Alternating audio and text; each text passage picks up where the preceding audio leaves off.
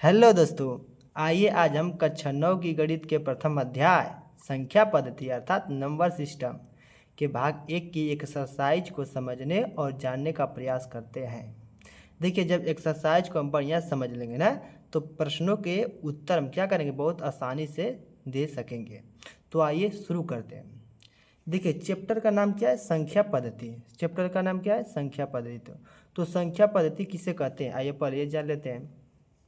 तो संख्या पद्धति संख्याओं को लिखने, दर्शाने और व्यक्त करने की क्या है, सुव्यवस्थित प्रणाली है। जैसे पढ़ते थे ना कि वर्णों के व्यवस्थित क्रम को वर्णमाला कहते हैं, ठीक उसी तरह संख्याओं के लिखने, दर्शाने और व्यक्त करने की सुव्यवस्थित प्रणाली क्या है, संख्या पद्धति है।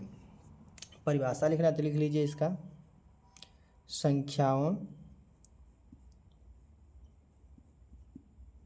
संख्याओं को लिखने, ठीक, लिखने, दर्शाने और व्यक्त करने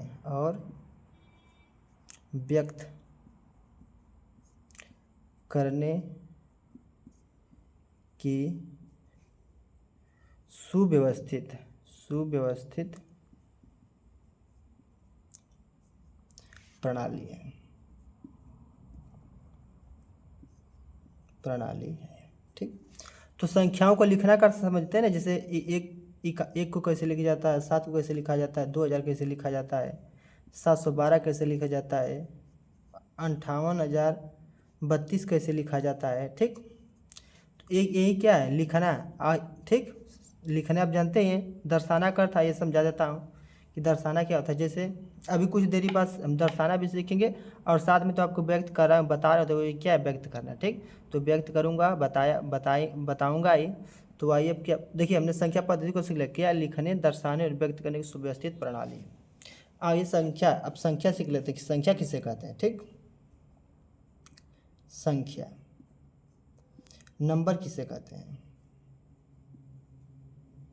नंबर। तो इसकी परिभाषा लिख लेंगे, वे गणितीय वस्तुएं, ठीक। वे गणितीय वस्तुएं या इकाइयाँ लिख सकते हैं। वे गणितीय वस्तुएं या इकाइयाँ जिनका प्रयोग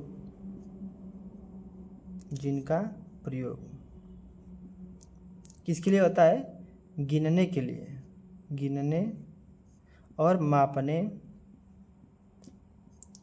और नामकरण के लिए, नामकरण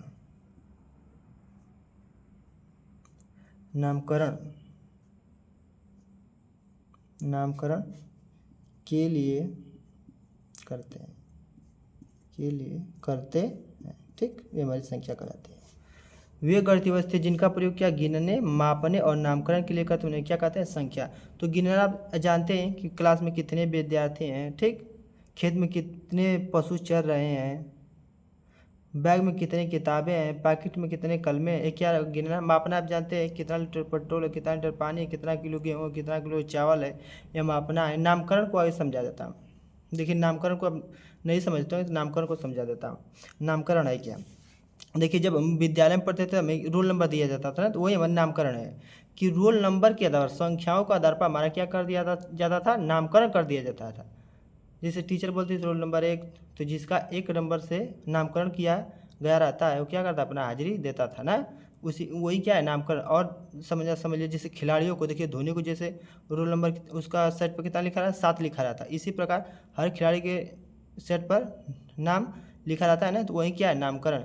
कि नामकरण मतलब संख्याओं के आधार पर भी नामकरण कर दिया जाता है, ठीक, उसी को नामकरण कहते हैं। देखिए, संख्या पर नामकरण के लिए हो गया कि नहीं, तो इसीलिए नामकरण, मापने और गिनने, ठीक।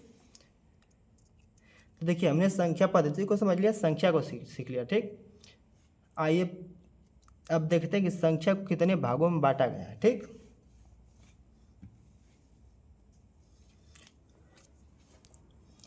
तो हमने संख्या लिख लिया, नंबर।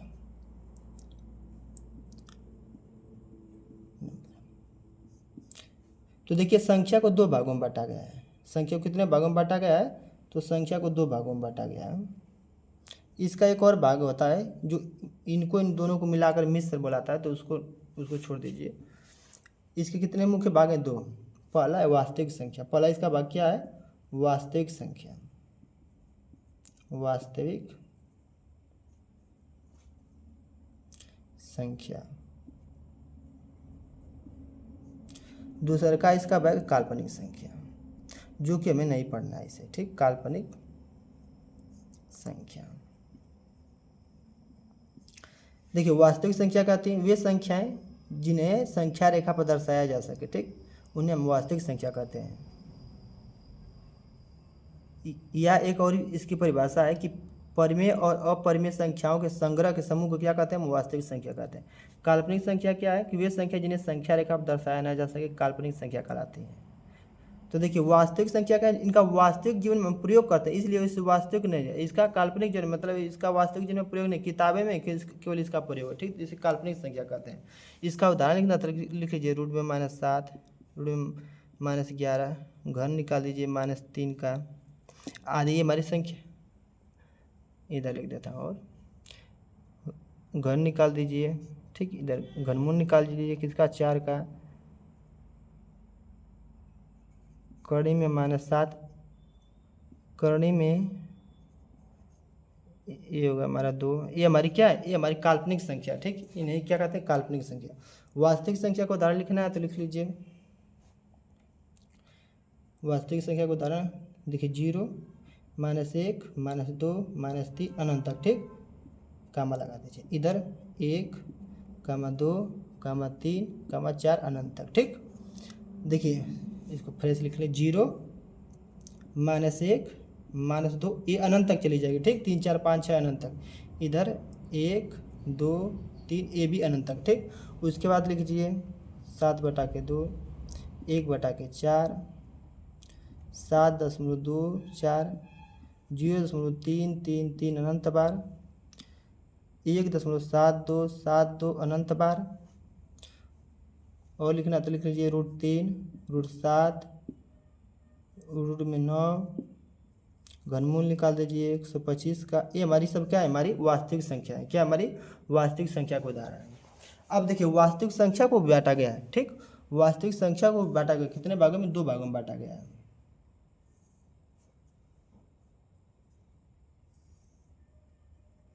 पहला परिमेय संख्या, पहला इसको परिमेय संख्या में बांटा गया, किसमें? परिमेय संख्या। और दूसरा का इसको बांटा गया अपरिमेय संख्या, अपरिमेय संख्या, अपरिमेय संख्या। तो देखिए परिमेय संख्या, अपरिमेय संख्या। देखिए अपरिमेय संख्या क्या है? वे संख्याएं जिन्हें P/Q अर्थात अंश बटा हर के रूप में न लिखा जा सके उन्हें अपरिमेय संख्या कहते हैं। इसका उदाहरण लिखना है तो लिख लीजिए, ठीक, इसे कहते हैं इरेशनल नंबर। क्या कहते हैं? Irrational number. इसका उदाहरण ए वाला सब लिख लीजिए, क्या? √3, √7, घनमूल निकाल लीजिए 11 का, और ये लिख लीजिए 0.70, 7 2 को 0, 7 3 को 0 अनंत तक, ठीक है। ये हमारी क्या है? सब अपरिमेय संख्या है। इन्हें क्या किया जा सकता है? P/Q के रूप में नहीं लिखा जा सकता है, ठीक, हाँ, लेकिन इन्हें संख्या रेखा पर दर्शाया जा सकता है, ठीक, अपरिमेय संख्याओं को संख्या रेखा पर दर्शाया जा सकता है। अब देखिए तीसरा, इसका पहला भाग क्या है? परिमेय संख्या। तो परिमेय संख्या क्या है? वे संख्याएं जिन्हें P/Q अर्थात अंश बटा हर के रूप में लिखा जा सके, ठीक, उन्हें क्या कहते हैं? हम परिमेय संख्या कहते हैं, रेशनल नंबर। देखिए इसका हम क्या करेंगे, बाद में सबका डिफिनीशन बढ़िया समझेंगे और विस्तार से इसको समझेंगे। पहले इसको क्या कर लेते हैं, जैसे जैसे बांटा गया है भागों में उसको बांट लेते हैं पहले। तो देखिए परिमेय संख्या को उदाहरण लिख लीजिए। देखिए इसमें से ये सब निकल गया, ए निकल गया, और ये बकिया सब लिख लेंगे। परिमेय में क्या लिख लेंगे? देखिए अनंत से आएगा, -3, -2, -1, 0, 1 2 3 अनंत तक जाएगा, ठीक। उसके बाद 7/2 लिखिए, 1/4 लिख लीजिए, 7.24 लिख लीजिए, 0.33 अनंत बार लिख लीजिए, 1.7272 अनंत बार लिख लीजिए, ठीक। रूट में 9 लिख लीजिए, 125 लीजिए। देखिए ये रूट में है, लेकिन इस हल करेंगे तो इसमें 3 निकल जाएगा, इसमें से 5 निकल जाएगा, ठीक, तो निकल जाएगा। तो ये क्या हमारी परिमेय संख्या के भाग। अब देखिए परिमेय संख्या को भी बांटा गया है, ठीक, परिमेय संख्या कितने भागों में बांटा गया? तो इसको भी 2 भागों में बांटा गया है। पहला पूर्णांक, पहला इसका भाग क्या है? पूर्णांक। दूसरा का इसका भाग है दशमलव। दशमलव, ठीक। देखिए अब दशमलव को भी कितना भागों में बांटा गया? 2 भागों में बांटा गया। दशमलव भी कितने? उसे तो दशमलव 3 प्रकार का होता है, लेकिन परिमेय संख्या जो होती है उसमें दशमलव 2 ही प्रकार का होता है।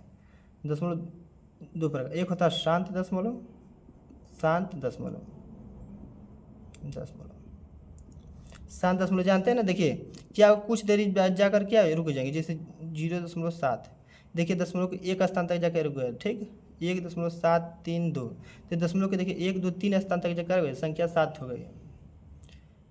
56.82415 ठीक। तो देखिए दशमलव के 3 3 6, दशमलव के 6 अंक तक जाकर संख्या 7 हो गई।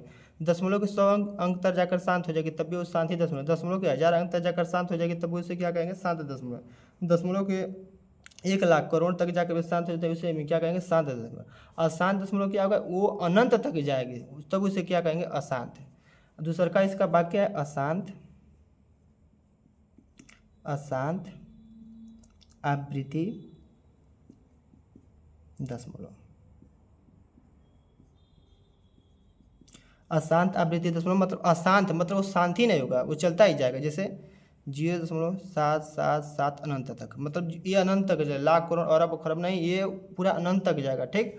अशांत आवृत्ति से कहते हैं। देखिए अशांत रुकी नहीं, बल्कि देखिए आवृत्ति हो रही है, साथ साथ की बार बार आवृत्ति हो रही है ना, तो इसे कहते हैं अशांत आवृत्ति दशमलव। और इसका लिखना तो कामा देकर 0 और लिख लीजिए, कामा देकर 15.731 अनंत तक, ठीक। तो देखिए यहाँ क्या है? 7 3 की देखिए 7 3 1 7 3 की बार बार क्या रही है? आवृत्ति थी, भी हमारे का अशांत आवृत्ति दशमलव ही है, ठीक। देखिए 1 दशमलव का एक भाग है। देखिए ये क्या अपरिमेय, क्योंकि इसे p बटा q के रूप में नहीं लिखा जा सकता, ये अपरिमेय संख्या है। देखिए यहाँ अंक की बार बार आवृत्ति नहीं हो रही, मतलब एक समान प्रकार से आवृत्ति नहीं। देखिए अंक तो 7 0 है, लेकिन समान प्रकार से आवृत्ति। जैसे देखिए पहले यहाँ 7 है, 1 देखो 0, ठीक है, लेकिन एक ही 7 है, 2 को 0 का, फिर 7 है, फिर 3 को 0 का। तो जितने हर बार अंकों की बराबर आवृत्ति नहीं हो रही है, बराबर आवृत्ति, मतलब 7 एक बार है तो 7 अगली बार भी एक बार उन्हें 0 एक बार, तो अगली बार भी 0 एक ही बार। तो देखिए जो 0 की संख्या बढ़े, पहले 1 बार है, 2 बार, 3 बार हो जा रहा है, हमारा क्या है? अपरिमेय संख्या। अब देखिए पूर्णांक इंटीजर्स को भी बांटा गया, ठीक। इंटीजर्स किसे कहते हैं? दशमलव के उदाहरण लिख लिए हम लोग, दशमलव के उदाहरण, इंटीजर्स को उदाहरण लिखना तो लिख लीजिए। इंटीजर्स में क्या है? देखिए हमने सब यहाँ से उसमें भर दिया, उसके बाद इस सब बचा जो लिख देंगे क्या? 0 1 2 3 अनंत तक, इधर -1 -2 -3 अनंत तक, ठीक। ये हमारे क्या पूर्णांक है, ये अनंत तक चला जाएगा, ये भी अनंत तक, ठीक। देखिए 7/2 1/4 भाग देंगे तो ऐसे ही दशमलव में ही बन जाएगा, ठीक। भाग देंगे तो हल करने के बाद। तो अब बची हमारी संख्या इतनी, क्या है? हमारी पूर्णांक है, इन्हें क्या कहते हैं? पूर्णांक कहते हैं। अब देखिए यदि आपसे कोई कह दे कि सबसे छोटा पूर्णांक बताइए, तो आप नहीं बता पाएंगे। और सबसे बड़ा पूर्णांक बताइए, तब भी आप नहीं बता सकते। देखिए सबसे छोटा पूर्णांक किसे बताएंगे आप? 0 को बताएंगे, तो 0 से छोटा तो -1 है, -1 उससे छोटा तो -2 है, इसको बताएंगे तो उससे छोटा -3 हो जाएगा। मतलब संख्या ऐसे ही बढ़ती जाएगी। तो यदि आपसे कोई पूछे सबसे छोटा पूर्णांक बताए, आप नहीं बता सकेंगे। यदि कोई पूछे कि आप सबसे बड़ा पूर्णांक बताइए, तो अब आप तभी नहीं बता सकते। किसे बताए? इसको बताएंगे, इसको बताएंगे, इससे बड़ी तो 10 1000 लाख करोड़ अरब चल जाएगा। तो सबसे छोटा और सबसे बड़ा पूर्णांक आप नहीं बता पाएंगे। कोई पूछे कि सबसे छोटा पूर्णांक बताइए, तो नहीं बता पाएंगे। कोई पूछे कि सबसे बड़ा पूर्णांक बताइए, तब आप नहीं बता पाएंगे। हाँ, लेकिन कोई पूछ दे आपसे कि सबसे छोटा धनात्मक पूर्णांक बताइए, तो आप क्या बताएंगे? बताइए सबसे छोटा धनात्मक पूर्णांक बताइए, कौन सी है संख्या? तो 1 है। 1 क्या? 1। 0 को नहीं बताएंगे, 0 ना तो धनात्मक होता है, ना ही ऋणात्मक होता है। बताइए कौन सी संख्या जो धनात्मक भी नहीं होती है, नहीं ऋणात्मक? तो संख्या क्या है? 0 है। 0 ना तो धनात्मक होती है, नहीं ऋणात्मक। तो सबसे छोटा धनात्मक पूर्णांक क्या है? 1, क्योंकि 0 धनात्मक ऋणात्मक, इसको नहीं लेंगे। इसके बाद ऋणात्मक, तो सबसे छोटा धनात्मक पूर्णांक क्या हमारा? 1। और सबसे बड़ा ऋणात्मक पूर्णांक, तो सबसे बड़ा ऋणात्मक पूर्णांक 1 है। क्यों? क्योंकि सबसे कम को कमी को दर्शाए, उसके बाद सबसे ज़्यादा कमी को दर्शाएंगे। सबसे बड़ा ऋणात्मक पूर्णांक क्या है? -x। सबसे बड़ा ऋणात्मक पूर्णांक -x, सबसे छोटा धनात्मक पूर्णांक 1 है।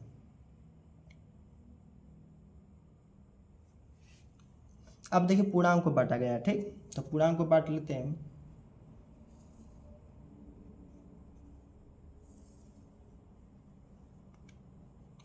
देखिए पहला इसका भाग ऋणात्मक पूर्णांक, क्या ऋणात्मक पूर्णांक, ऋणात्मक पूर्णांक। दूसरा का इसका शून्य पूर्णांक, क्या है शून्य पूर्णांक। तीसरा का इसको बटा गया धनात्मक पूर्णांक में, धनात्मक पूर्णांक। देखिए धनात्मक पूर्णांक को क्या कहते हैं, प्राकृतिक संख्या कहते हैं। क्या कहते हैं, प्राकृतिक संख्या किसे कहते हैं, धनात्मक पूर्णांक को।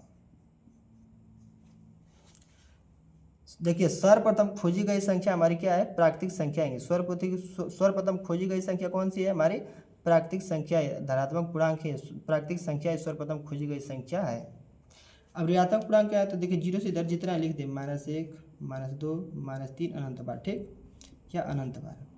इधर जीरो लिख लीजिए, इधर 1 2 2 3 4 अनंत तक, ये हमारा क्या हो गया, धनात्मक पूर्णांक। अब देखिए जब जीरो को, ठीक, और ये प्राकृतिक संख्या जिसे धनात्मक पूर्णांक कहते हैं, दोनों को मिला दिया गया, क्या कहते हैं, मिला दिए तो जीरो हो जाएगा, उसके बाद 1 2 3 अनंत तक। तो इसे हम क्या कह दिए गए, इसे कह दिया गया पूर्ण संख्या कह दिया, क्या कह दिया गया, पूर्ण संख्या, जिसे कृत्रिम संख्या कहते हैं। पूर्ण संख्या को क्या कहते हैं, कृत्रिम संख्या कहते हैं। तो इसे क्या कर दिया गया, पूर्ण संख्या कर दिया गया। हाँ अब देखिए इसमें कोई सब पूछे कि सबसे छोटा पूर्ण संख्या कौन है, तो जीरो है। सबसे छोटा पूर्ण संख्या क्या है, जीरो। हाँ सबसे बड़ा पूर्ण संख्या तो आप बता ही नहीं सकते हो, तो अनंत हो जाएगा ना। सबसे छोटा पूर्ण संख्या क्या है, 1 है। देखिए अब पूर्ण संख्या को बांट सकते हैं, सम में बांट दीजिए, विषम में बांट दीजिए, भाज्य में बांट दीजिए, अभाज्य में बांट दीजिए, वो आप जानते हैं वो तो। अब देखिए अब क्या करेंगे, इसके बाद हम इन सब की परिभाषा को और इसको और विस्तार से थोड़ा सा जानने का प्रयास करेंगे। तो काल्पनिक संख्या जो ये हमारा है, ये हमारे सिलेबस का हिस्सा है, और बाकी सब हमारे सिलेबस का हिस्सा है, तो पूरा इसको बढ़िया से पढ़ना है, ठीक। इसको ऐसे पढ़ लेंगे कि कहीं आपको कोई दिक्कतें नहीं होगी, ठीक। परिमेय संख्या अपरिमेय संख्या कैसे ज्ञात करते हैं, 2-3 विधि से बढ़िया इसको पढ़ेंगे, ठीक, कोई दिक्कत नहीं होगी। आइए शुरू करते हैं, आगे बढ़ते हैं। आइए हम सीखते हैं कि वास्तविक संख्या किसे कहते हैं। वास्तविक संख्या, वास्तविक संख्या, रियल नंबर, रियल नंबर। वास्तविक संख्या क्या कहते हैं, रियल नंबर ना अंग्रेजी में। तो वे संख्याएं जिन्हें संख्या रेखा पर दर्शाया जा सके, ठीक। वे संख्या जिन्हें संख्या रेखा पर दर्शाया जा सके उन्हें क्या कहते हैं, वास्तविक संख्या कहते हैं, संख्या रेखा पर।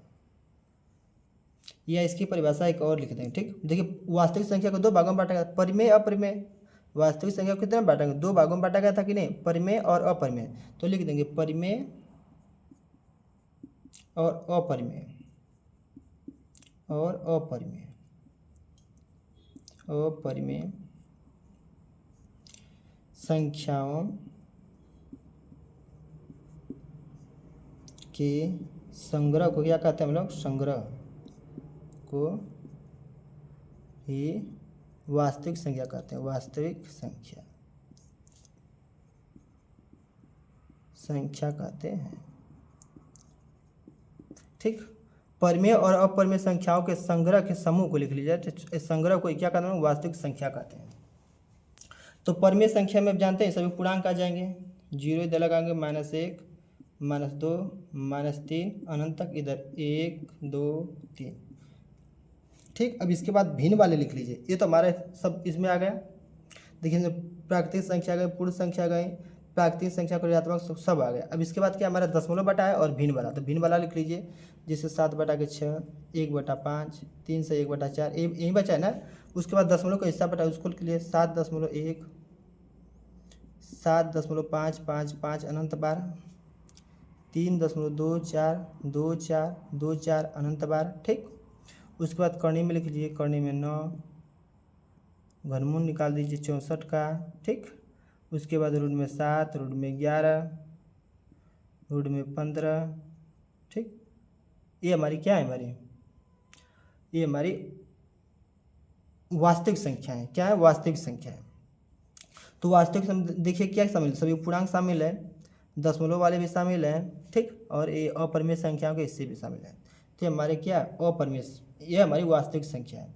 आइए वास्तविक परिमेय संख्या को सकते हैं। ये हमारी क्या है? वास्तविक संख्या। अब हमारी परिमेय संख्या किसे कहते हैं? परिमेय संख्या, जिसे क्या कहते हैं? रेशनल नंबर, रेशनल नंबर, ठीक।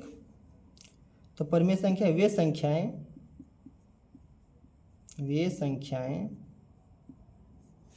जिन्हें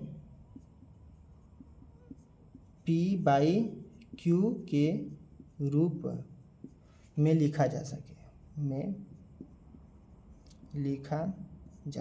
ठीक। बस इतना ही परिभाषा। वे संख्या जिन्हें P बाई Q रूप में लिखा जा सकता है वे हमारी क्या है? परिमेय संख्या है।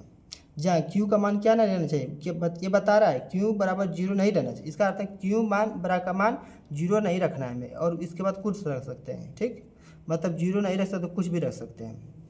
तो Q का मान यहाँ 0 नहीं रहना चाहिए, और P और Q दोनों क्या होना चाहिए? P और Q दोनों हमारे क्या है? पूर्णांक रहना चाहिए। पूर्णांक समझ लें ना, कि दशमलव में इनकी जैसे ऐसे मत 7.2 मत लिखिए, ठीक। ये हमारी परिमेय संख्या का रूप नहीं है, ठीक। और एक और है, इसको विस्तार समझता हूँ। देखिए, और इनका एक केवल उभयनिष्ठ होना चाहिए। क्या चाहिए? एक उभयनिष्ठ। एक क्या होना चाहिए? उभयनिष्ठ।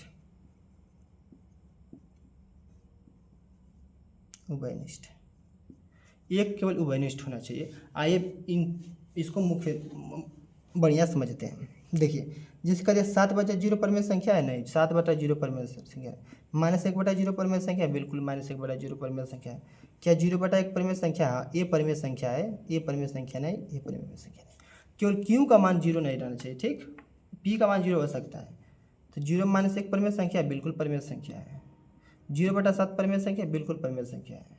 0/7221 लिखते हैं, परिमेय संख्या, बिल्कुल परिमेय संख्या है, ठीक। अब देखिए, तो हमने इस पॉइंट को समझ लिया। अब इस पॉइंट को समझिए। जैसे यहाँ दे दिया 7.2/5, ठीक। क्या ये परिमेय संख्या है? हाँ, ये परिमेय संख्या है, लेकिन परिमेय संख्या के रूप में नहीं है, ठीक। ये परिमेय संख्या है। 7.2/5 क्या है हमारी? ये परिमेय संख्या है, लेकिन परिमेय संख्या के रूप में ये नहीं है। तो इस परिभाषा में परिमेय संख्या के रूप में ही लिखने के लिए देखिए क्या करें? P/Q के रूप में होना चाहिए। तो देखिए, इसको क्या करना है? P/Q के रूप में लाना पड़ता है। क्या करेंगे? ऊपर देखिए दशमलव का स्थान पर एक स्थान, तो 10 ऊपर गुणा कर देंगे 10 से नीचे, ठीक। तो देखिए 1 0 से दशमलव हट जाएगा, ठीक। 7.2 में तब 10 का गुणा करेंगे तो देखिए कितना आ जाएगा? 720 आएगा। दशमलव का स्थान पर लगा तो एक स्थान से हट जाता है, ठीक। तो मतलब यह 0 रहेगा तो स्थान ये पीछे दशमलव घुसुक जाता है। एक स्थान है घुसुक यहाँ आ जाएगा तो दशमलव खत्म, तो 72 हो जाएगा, और नीचे क्या हो जाएगा? 50 हो जाएगा। अब देखिए क्या करा है? दोनों पूर्णांक हो गए। 72 पूर्ण संख्या है, पूर्णांक है, और 50 भी हमारा क्या है? पूर्णांक है ना। अब देखिए ये P/Q के रूप में होगा, लेकिन देखिए अब ये पूर्ण P/Q के रूप में नहीं है। देखिए क्यों करा कि दोनों का उभयनिष्ठ केवल एक होना चाहिए। देखिए इसमें से 2 कॉमन कर लेंगे तो मिल जाएगा कि नहीं? मिल जाएगा। इसमें भी देखिए ये 36, इसको लिखें 36 गुणित 2 लिख सकते हैं कि नहीं? लिख सकते हैं। और इसको 25 गुणित 2 लिख सकते हैं कि नहीं? लिख सकते हैं। तो देखिए इनका उभयनिष्ठ एक का ही है, दो मिल गए ना, 2 इनमें केवल एक कम, मतलब इसको 36 बेटा केवल 25 रहना चाहिए, ठीक। मतलब ये 36 से कम 36 रहना है, 25 से कम 25 मतलब पहाड़ा रहना चाहिए। आइए देखिए 36 गुना का 72 है, 25 गुना का 50, तो ये गलत है। तो क्या करना भाई? इसको कटा देंगे। क्या कर देंगे? कटा देंगे, तो आएगा 36/25। ये हमारा P/Q के रूप में है। ये परिमेय संख्या का हमारा असली रूप है। ना ए आंसर है ना ए आंसर है, हमारा आंसर क्या है? ए है, ठीक। परिमेय संख्या की पूरी परिभाषा यह है कि P और Q दोनों पूर्णांक रहना चाहिए। उसके बाद क्या? उनका एक उभयनिष्ठ होना चाहिए। तो अब देखिए 36 से कम 36 है, 25 से कम 25, अब सही है ना। इनका देखिए ये किसी से अब कटेगा नहीं, कटेंगे किसी से ना, ये किसी से नहीं कटेंगे। अभी ना 6 जगह 36 करे 5 50 25, वो नहीं करना है, ठीक। मतलब दोनों में देखिए 2 कॉमन है। यहाँ भी वही एक किसी का कुछ मिलेगा नहीं मिलेगा। 36 से कम 36 लिखते हैं, इसे 25 से कम 25 और कुछ नहीं लिख सकते हैं, बस यही लिखना था यहाँ पर। तो ये हमारा परिमेय संख्या का रूप है। और देखिए जैसे लिख दिया यहाँ पर 3 3 1 3 10 इतना लिख दिया, ठीक, इंटू 2.4 लिख दिया, ठीक, इतना लिख दिया। अब देखिए क्या करेंगे, दशमलव यहाँ एक स्थान पर है, 2 स्थान पर, तो ये हमारा परमेय संख्या है, हाँ परमेय संख्या है, लेकिन परमेय संख्या के रूप में, परमेय संख्या का रूप क्या है कि दोनों पूर्णांक होना चाहिए। पहले पूर्णांक बनाने के लिए देखिए यहाँ 2 स्थान पर कितना है, जहाँ ज़्यादा स्थान पर तो 0 से गुणा करेंगे, तो 2 स्थान पर है यहाँ 1, तो 2 0 से गुणा, तो 100 से गुणा कर देंगे ऊपर, 100 से गुणा कर देंगे नीचे, तो हो जाएगा 341 ना। 2 10 जो को 0 दशमलव को घुसका देगा, 1 2 स्थान यहाँ पर घुसका देगा, नीचे ये 24 हो जाएगा, तो 1 0 घुसका कर यहाँ कर देगा, दशमलव खत्म, उसके बाद 1 0 बटन लगा देंगे, तो ये हमारा क्या हो गया, ये हमारी परमेय संख्या। देखिए कुछ कटेगा नहीं, कटेगा 3 3 कटेगा ही नहीं, ठीक, ये हमारी क्या है परमेय संख्या के रूप में हमारा आंसर हो गया। अभी इसको और विस्तार से आगे समझेंगे, आइए आगे बढ़ते हैं, तो वीडियो बहुत ज़्यादा लंबी हो जाएगी। देखिए पूर्णांक क्या है सीखते हैं, पूर्णांक तो सभी पूर्ण संख्याओं, सभी पूर्ण संख्याओं, तो सभी पूर्ण संख्या आप जानते हैं कि नहीं, पूर्ण संख्या का क्या शुरू होती है, 0 शुरू होती है ना, अनंत तक जाती है। पूर्ण संख्या कहाँ से, 0 से प्रारंभ होती है और 1, 2 अनंत तक चली जाती है, ये हमारी पूर्ण संख्या। और प्राकृतिक संख्याओं का ऋणात्मक रूप, प्राकृत संख्याओं का ऋणात्मक रूप के, ठीक, ऋणात्मक संग्रह के समूह के लिए, संग्रह के समूह को क्या कहते हैं, पूर्णांक कहते हैं। पूर्णांक को जेड से दर्शाते हैं हम लोग, पूर्णांक कहते हैं, क्या कहते हैं, पूर्णांक कहते हैं।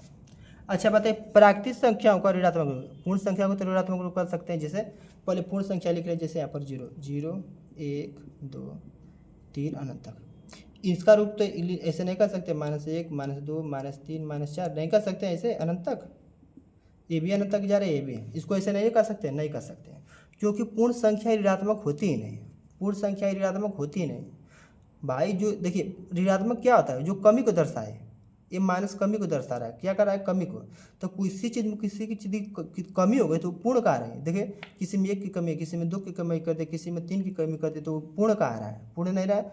इसलिए ये पूर्ण संख्या को होती है, आपस देखिए एकदम पूर्ण होती है अपने में, 0 अपने में पूर्ण, 1 अपने में पूर्ण, 2 अपने में पूर्ण, क्या 2.74 ये पूर्ण संख्या है, नहीं पूर्ण संख्या नहीं है, 2.74 हमारी क्या है, पूर्ण संख्या नहीं है, ये 5.6 पूर्ण संख्या नहीं है, ये भी हमारी क्या है, पूर्ण संख्या नहीं है। पूर्ण संख्या जो आप आपस एकदम पूर्ण होगी, जैसे 0 अपने में पूर्ण है, 1 अपने में पूर्ण में, 2 अपने में पूर्ण है, 3 अपने में क्या पूर्ण है, ये हमारी पूर्ण संख्या। आई माइनस वाली पूर्ण संख्या नहीं, एक कमी को दर्शाती है, ठीक। तो हाँ प्राकृतिक संख्याओं का इसलिए किया गया, इसे क्या लिखा, इसलिए परिभाषा में क्या लिखा हूँ, प्राकृतिक संख्याओं का ऋणात्मक रूप इसलिए लिखा हूँ, ठीक। प्राकृतिक संख्याओं का ऋणात्मक हो सकता है, लेकिन पूर्ण संख्याओं का ऋणात्मक रूप नहीं हो सकता है। पूर्ण संख्या कभी कोई पूछे ऋणात्मक हो सकती है, नहीं, पूर्ण संख्याएं कभी ऋणात्मक नहीं होती है। पूर्ण संख्या दशमलव के रूप में होती है, नहीं, पूर्ण संख्या दशमलव के रूप में नहीं होती है, ठीक। पूर्ण संख्या अपने में 16 एकदम 16 होती है, ठीक। अब आइए हम सीखते हैं पूर्ण संख्या, प्राकृतिक संख्या किसे कहते हैं, प्राकृत संख्या जिसे क्या कहते हैं, नेचुरल नंबर कहते हैं। प्राकृतिक संख्या क्या कहते हैं, नेचुरल नंबर कहते हैं, नेचुरल नंबर। वे संख्या, इनका परिभाषा लिख लेंगे, वे संख्याएं जिनका प्रयोग, ठीक, क्या गणना करने के लिए करते, जिनका प्रयोग गणना करने के लिए करते हैं, ठीक। ये हमारी क्या है, प्राकृतिक संख्या, जिसे 1 2 3 4 अनंत। देखिए प्राकृतिक संख्या इसे नाम क्यों दे, जैसे मान लीजिए आप कहीं जा रहे थे, रास्ते में 10 घोड़े, अरे 1 2 3 4 10 घोड़े दौड़ रहे हैं, तो शुरुआत कहाँ से की आप, एक ही से तो शुरू किए, तो हमारी नेचर में समा गया, कुछ भी गिना तो हम कहाँ शुरू करते हैं, एक से शुरू करते हैं, जीरो से शुरू नहीं करते हैं। कुछ भी गिना तो हम कहाँ शुरू करते हैं, एक से। तो इसीलिए हम इसे क्या नेचुरल नंबर दे दिएगा, प्राकृतिक संख्या कर दिएगा। ठीक, तो प्राकृतिक संख्या कहाँ शुरू होती है, एक से शुरू होती है और अनंत तक चली जाती है। आइए देखते हैं पूर्ण संख्या क्या है। पूर्ण संख्या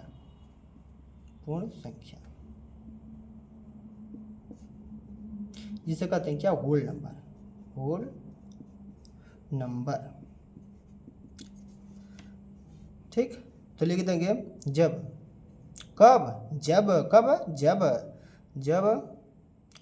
प्राकृत